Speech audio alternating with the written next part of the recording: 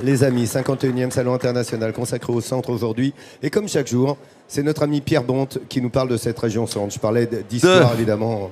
De deux régions aujourd'hui, oui, pour la première Limousin, fois. Auvergne. L'Auvergne et le Limousin dans lesquels on va se balader sont des régions bien distinctes de façon administrative.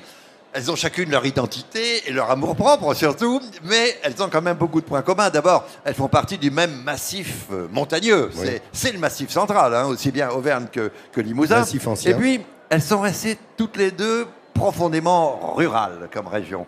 Vous savez, les chiffres montrent qu'en Auvergne comme en Limousin, le nombre des emplois liés à l'agriculture est le double de la moyenne nationale. C'est-à-dire 8,5%, c'est le record de France du nombre d'agriculteurs par département.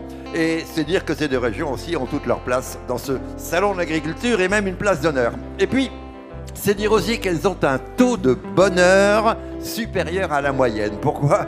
Eh bien parce que c'est prouvé, le bonheur est dans le pré. Oui, un sondage. Joli. Eh oui, un sondage, c'est du sérieux.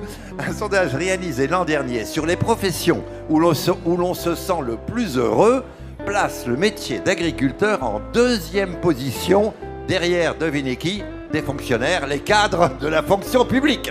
C'est eux qui s'estiment le plus heureux et après les agriculteurs. Et pourtant, Dieu sait, c'est un métier pénible. Mais malgré cette pénibilité, le sentiment de bonheur est plus grand chez les agriculteurs. Et moi, je peux vous dire que je suis heureux aussi quand je suis dans ces deux bastions de la ruralité. Voilà. Et le plus heureux, c'est bien mon Pierrot aussi.